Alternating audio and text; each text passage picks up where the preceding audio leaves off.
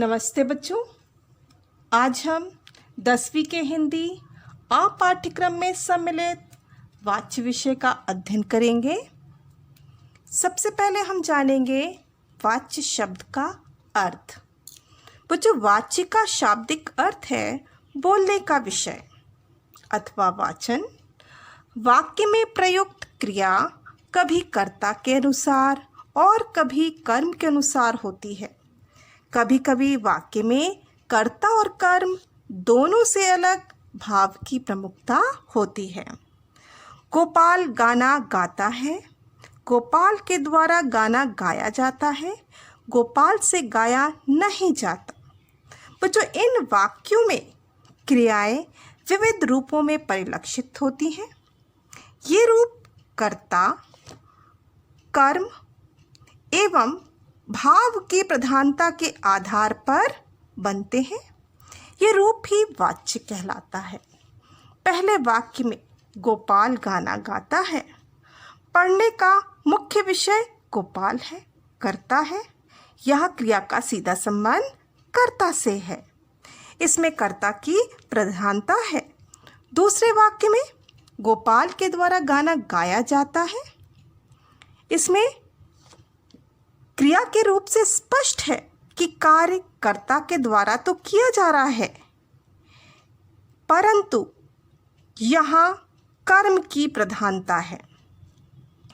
तीसरे वाक्य में गोपाल से गाया नहीं जाता। कर्ता और कर्म की प्रधानता नहीं है, बल्कि इसमें भाव की प्रधानता है।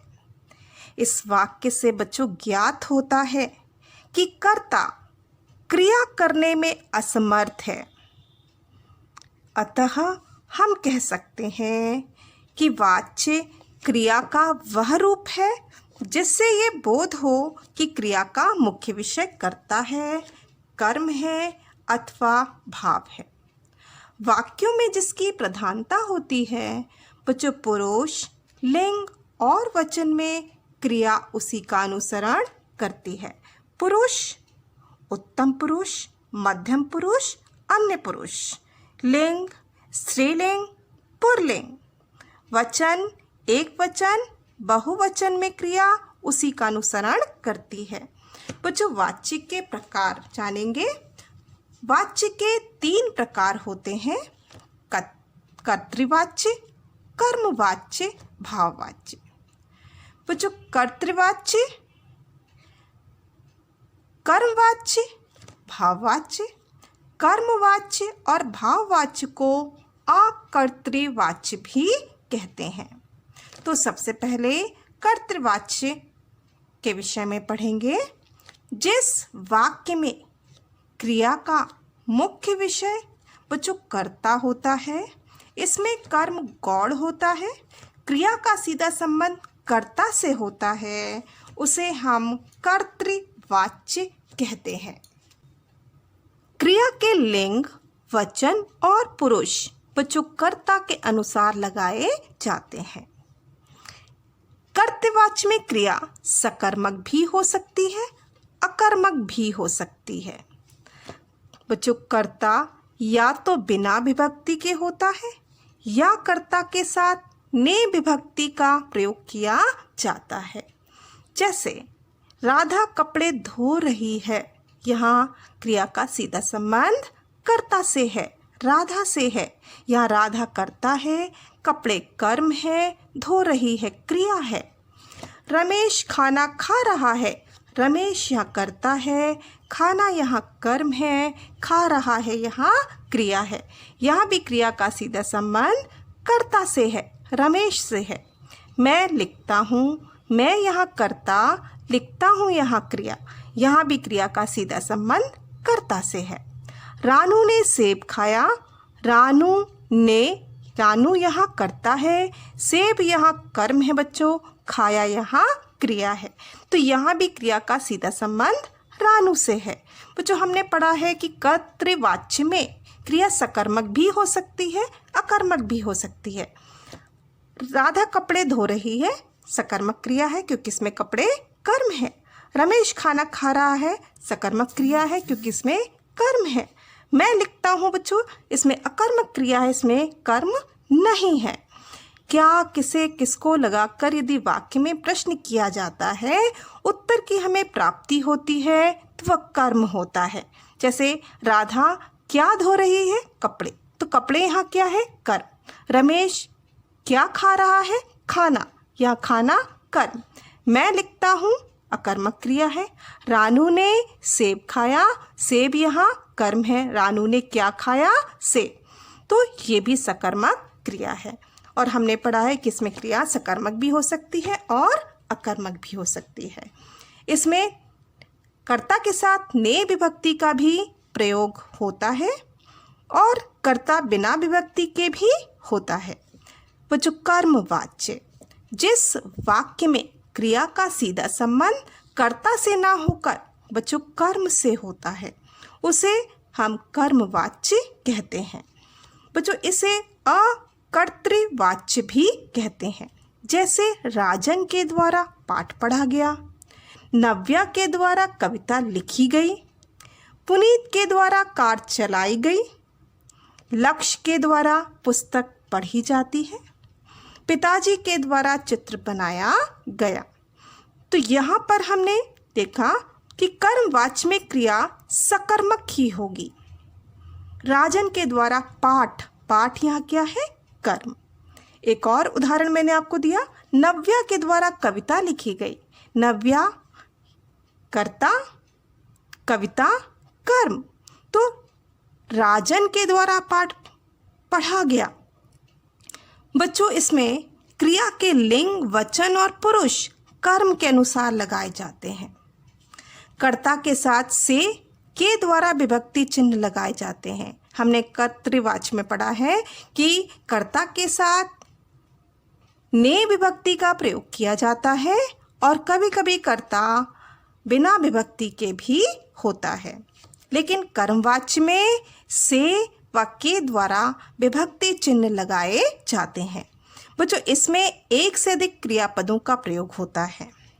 कर्मवाच्य के प्रयोग स्थल देखेंगे बच्चों, जब कोई कार्य अचानक बिना चाहे हुआ हो, वहाँ पर कर्मवाच्य होगा।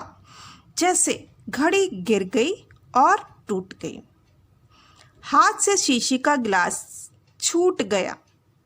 जब कोई कार्य अचानक हमारे बिना चाहे हुआ हो, तो उसे हम कहते हैं कर्मवाच्य। जैसे घड़ी गिर गई और टूट गई। गर्व, दर्प या अधिकार जताने के लिए कर्मवाच्य का प्रयोग किया जाता है। जैसे अपराधी को पेश किया जाए, उन्हें दंड दिया जाए, यह खाना हमसे नहीं खाया जाता। जब कर्ता स्वयं ना होकर बच्चों सरकार, समिति हो, वहाँ भी कर्मवाच्य का ही प्रयोग होता है। पंचवर्षीय योजनाओं पर सरकार द्वारा प्रतिवर्ष निर्धारित धन खर्च किया जाता है। आर्य समाज द्वारा गरीबों की सहायता की जाती है।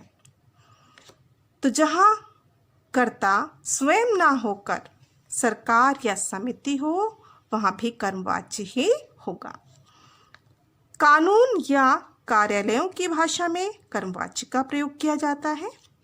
कार्य कुशलता के लिए कर्मचारियों को सरकार द्वारा पुरस्कृत किया जाएगा।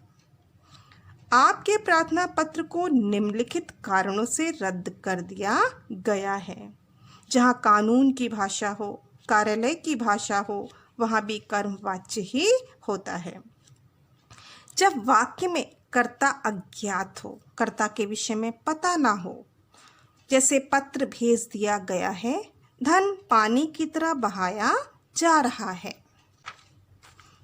भाववाच्य, बच्चों अब पढ़ेंगे भाववाच्य किसे कहते हैं। बच्चों, जिस वाक्य में ना तो कर्ता प्रधान हो, ना ही कर्म, बल्कि क्रिया में भाव की प्रधानता हो, वहाँ भाववाच्य होता है। जैसे कान्हा से पढ़ा नहीं जाता, मुझसे लिखा नहीं जाता, कनिका से खेला नहीं जाता, भव्या से गाया नहीं जाता। इन वाक्यों में क्रिया के भाव की प्रधानता है, अर्थात पढ़ नहीं पाने का भाव, लिख नहीं पाने का भाव, खेल नहीं पाने का भाव और गा नहीं पाने का भाव। अतः ये भाव वाच्य हैं। क्रिया सदैव बच्चों इसमें अकर्मक होती है, क्रिया इसमें सकर्मक नहीं होती।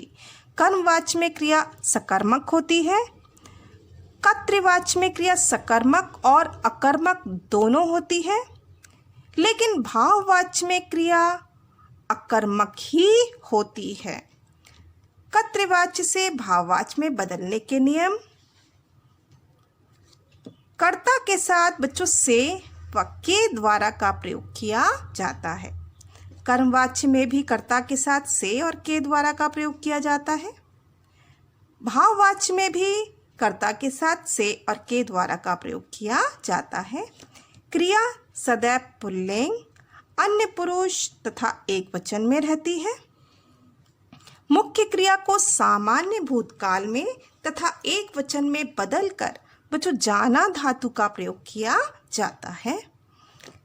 विवशता, असमर्थता व्यक्त करने के लिए भाववाच्य का प्रयोग होता है, जैसे आज मुझसे चला भी नहीं जा रहा, यहाँ तो बैठा भी नहीं जाता। अनुमति या आज्ञा प्राप्त करने के लिए अब थोड़ा आराम किया जाए, अब चला जाए। बच्चों इसमें क्रिया सदा पुल्लिंग, अन्य पुरुष तथा एक वचन में ही होती है क्रिया। आशा है ये बात आप समझ गए होंगे।